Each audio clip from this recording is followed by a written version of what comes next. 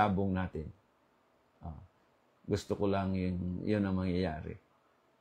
And then, another question is, shout out to Sir Arnie Nahira. SBP next Game Farm of San Carlos City, Pangasinan. You po are chill from Dumaguete City. Ito, question from Kinit Adaya, Arsolon. May dinidevelop po ba kayo na kelso? Ano po na kelso ang meron kayo? I have kelso anyway. And it is a combination of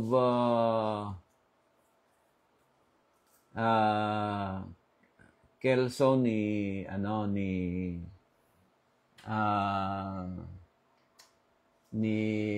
Mel Sims. And naka-cross out sa kelso ni tawag ito na kelso ni Johnny Jumper. So maganda ang result. And then ayoko lang sabihin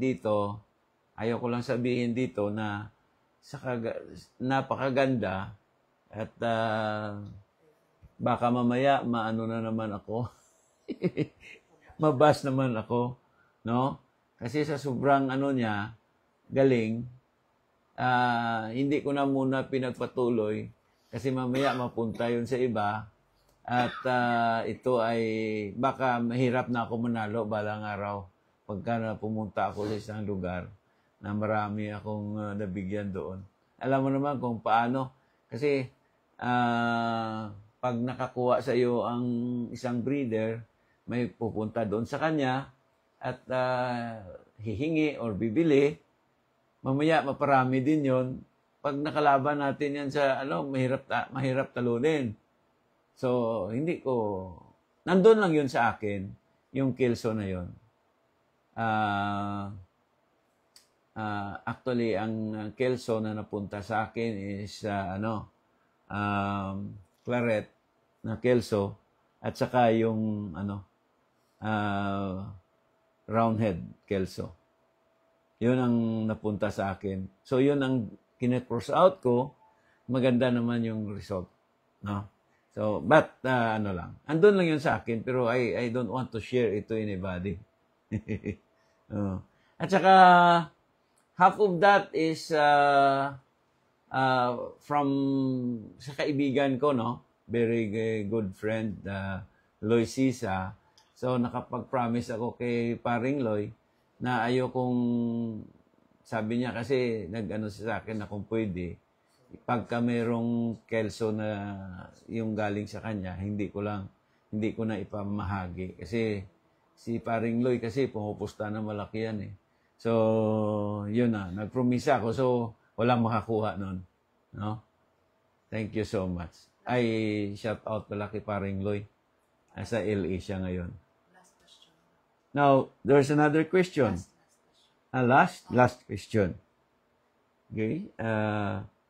Does the station of a chicken matter in the fighting style, or is the fighting style only determined by bloodlines?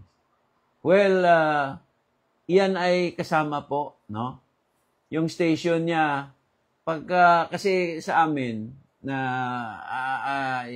old school ang mga tumuro sa akin, at yun ay siguro alam na ng lahat na galing tayo sa stable ni na Johnny Halandoni, Joe Villanueva, Tony Tribol, Felix Tribol, Chunini Viles.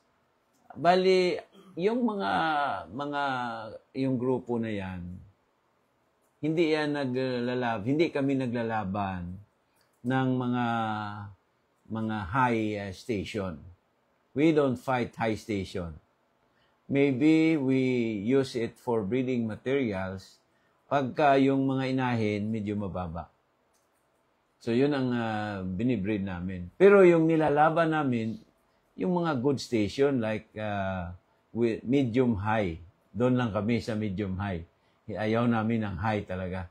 So, medium high is enough or medium.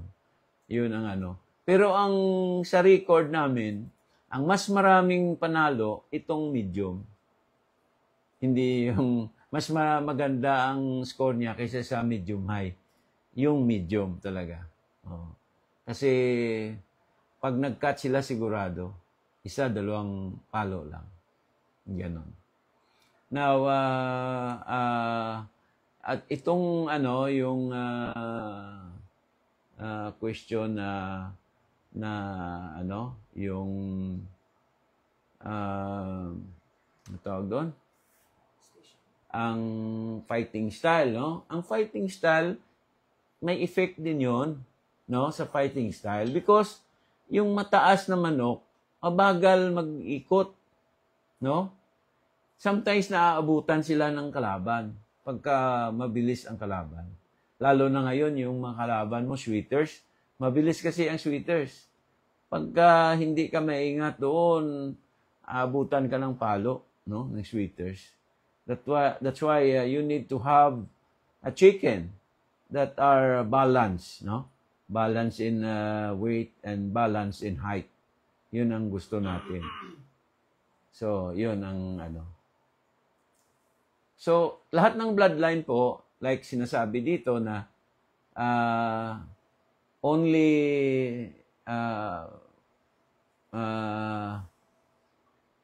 tawag doon. Only ang fighting style only determined by bloodline. No, lahat ng bloodline dapat ang height at saka yung proportion talaga sa weight nila. Proportion talaga. So ang bloodline it is don't matter kasi lahat kahit anong bloodline dapat ganun ang ano ang pagpili ng panlaban mo. Pero kung pang-breeding materials, kasi binabalance natin ang height ng inahin at saka ang height ng broodcock, no? Parang tao din yan eh. Pag sobra ng height mo, dapat ang magiging asawa para makapagpalabas ka ng tamang height, ang asawa mo medyo low, no? Medyo mababa. Para magkakaroon ka ng balansyado ng mga anak. Kagaya lang, ang sample ko lang, si Jimmy Mariquet. No? Si Jimmy Mariquet, ano yan, center yan eh. Basketball, magaling, no? Pero nag-asawa siya ng medyo mababa. Kaya ang height ng mga anak niya, tamang-tama lang. Napakaganda tingnan, no? So, na-develop ni Mr. Mariquet ang kanyang bloodline. No?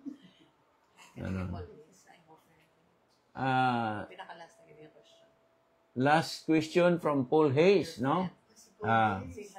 Yeah. Hi, Paul. I hope you're listening now. Yes.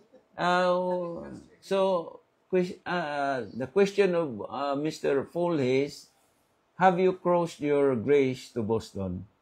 Well, anyway, my friend, there was a time when I was, it was, I think, more than 20 years that I crossbred the gray to the Bostons.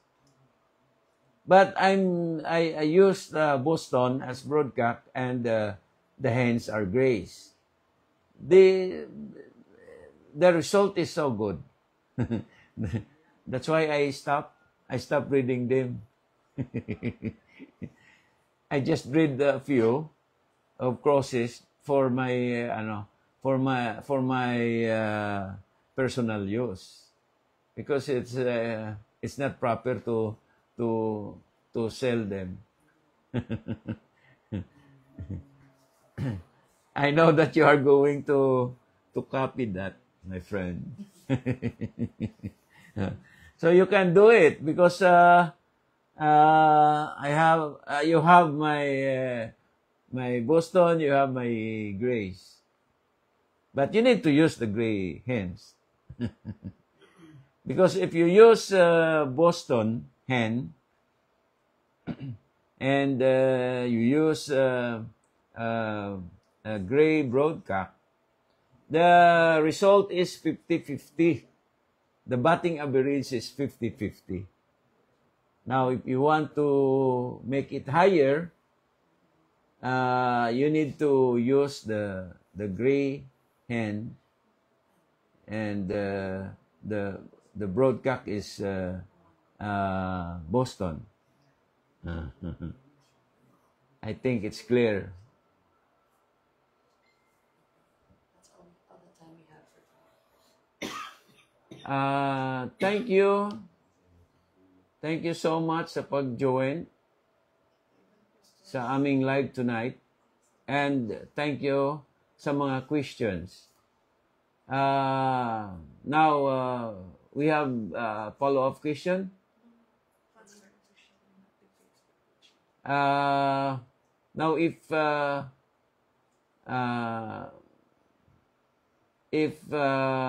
have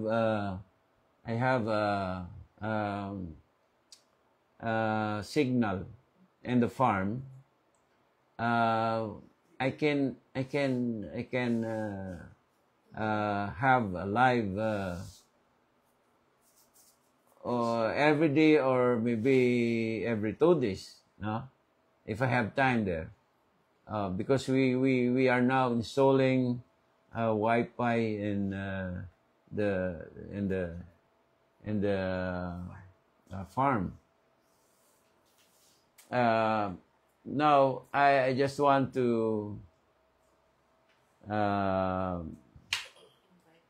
invite to follow our official and active Facebook page, Lance De La Torres Redfoot Game Farm, so that we will know more of what I'm doing with my system, my breeding technique.